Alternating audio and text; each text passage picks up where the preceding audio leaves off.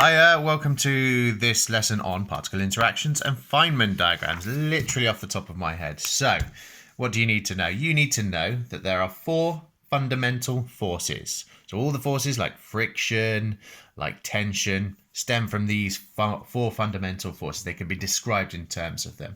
So the first one is the strong nuclear force. And we've talked about that in terms of what's holding the nucleus together. The nucleons are being attracted by the short-range strong nuclear force. Okay, so that works between nucleons. We've got then the next one is the electromagnetic. So if you think of electrostatic repulsions and magnetic forces, it's all described in terms of the electromagnetic fundamental force. We've got the weak nuclear force, or just sometimes called the weak interaction. And finally, the weakest of them all, would you believe it, is gravity, or gravitational forces. The only reason we really think of them as big forces is because we've got a whole lot of mass out there, which is described by them, and it's the amount of mass which gives them ultimately such large forces overall. So what do you need to know about them? If those are the forces, then you need to know about the ways in which they share forces with other particles. We have these things called gauge bosons. Gauge, always a bit tricky to spell, bosons.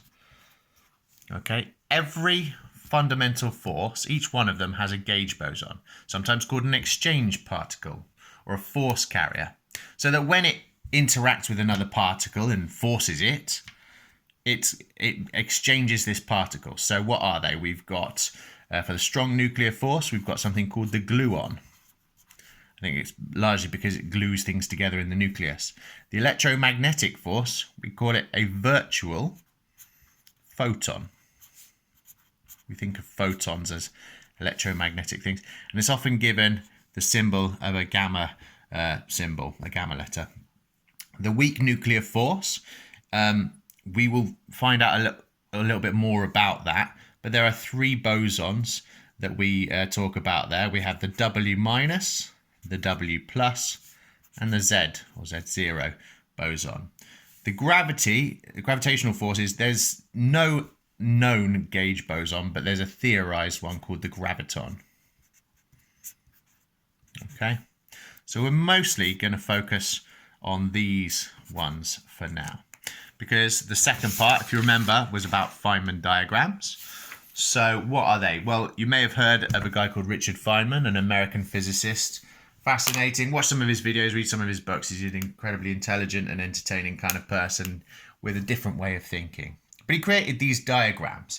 Now, you'll be aware of some of the things such as beta minus decay.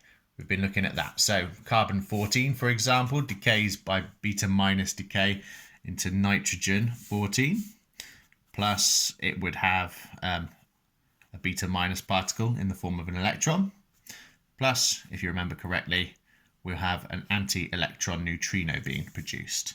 That's it in a kind of a nuclear equation, but this can be explained in terms of a Feynman diagram.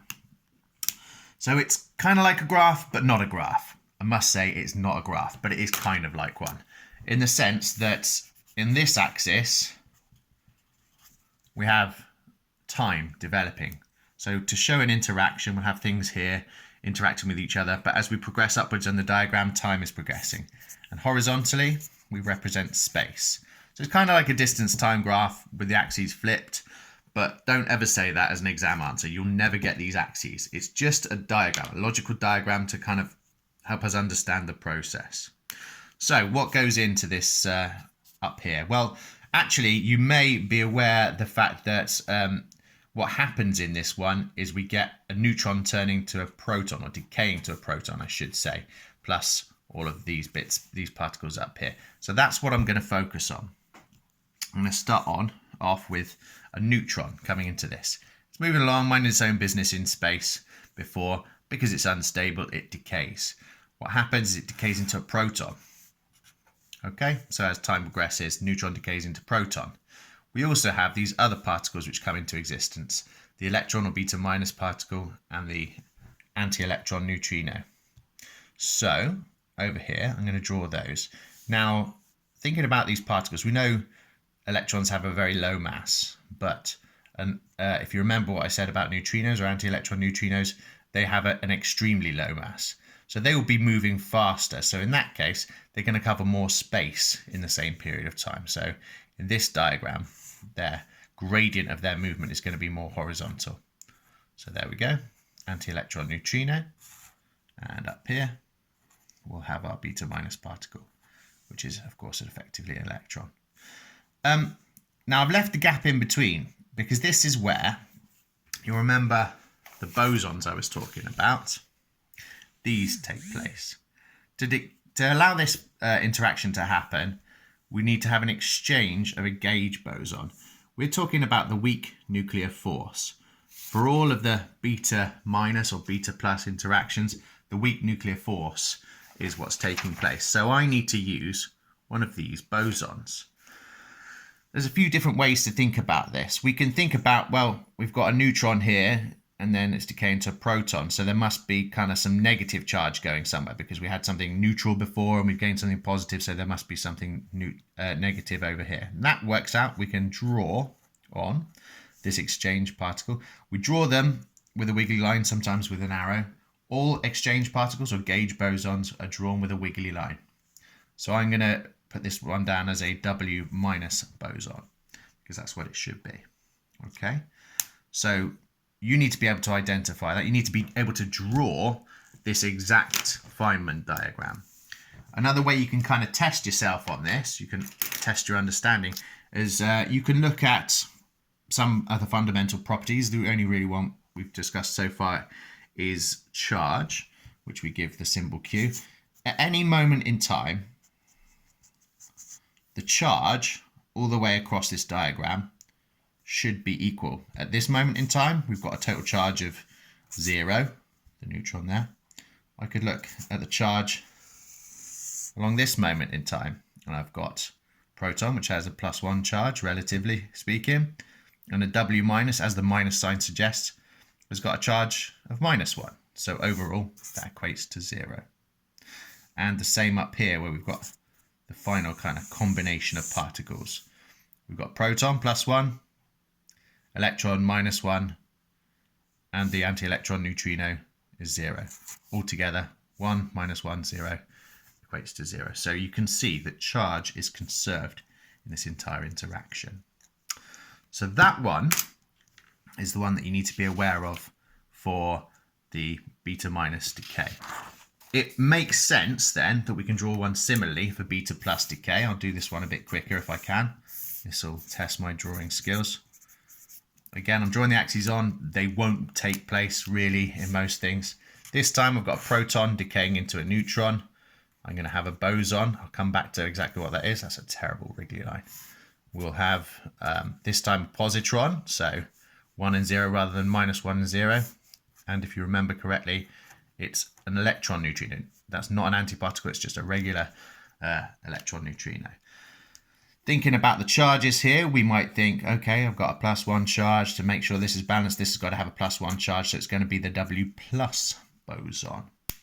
If we didn't need any charge here, it would be the Z1. So we either have, thinking back about the weak nuclear force, W minus, W plus, Z0. This one has a charge of -1, +1, 0. So use whichever one makes more sense for the charge to be conserved into the interaction.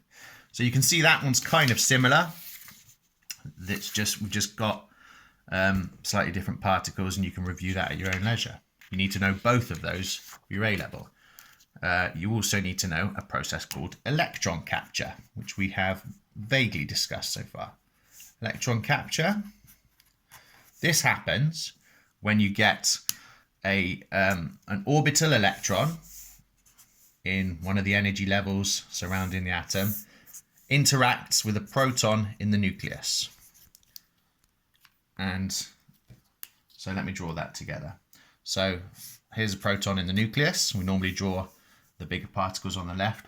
I'll talk to you about them later. They're called hadrons. And on the right, we tend to draw what we call leptons. More about that later. So proton, orbital electron. They will interact we used to kind of neutrons decaying into protons and electrons. This is kind of the opposite of that, because these two would decay into a neutron. And to conserve things, we have an electron neutrino. Okay. Now, in this one, we can do this one of two ways to conserve the charge in terms of the boson, the exchange, the particle in the middle, or the force carrier. Giving you three different names there, of course. For this one, if I'm slightly leaning it upwards there, I need to make, and I'm having it traveling in this direction, I need to make sure that this is a W plus one. Okay. I could slant it the other way and have it as a W minus one, but I've chosen this one. Either one is absolutely fine. Okay, that's your electron capture Feynman diagram. One more is just a general kind of interaction. This time it's kind of different. This one is not to do with a weak interaction. I don't know why I keep drawing time and space on this every time, because you're not going to have it. The last one is just, let's say we've got two charged particles. Let's say we've got two electrons that are just kind of floating through space and happen to be heading towards one another. Well, this is a classic example of where the force is being carried from one to the other, because we know that these two similarly charged particles will repel one another. So what they do is, to understand that they're near each other, they've got to have some information passed between them. There's got to be something that tells each other electron that they're there, so that they start moving away from one another. This is where, if you remember this set of gauge bosons, we're looking at a different force. We're looking at the electromagnetic force this time. So the exchange particle is going to be a virtual photon.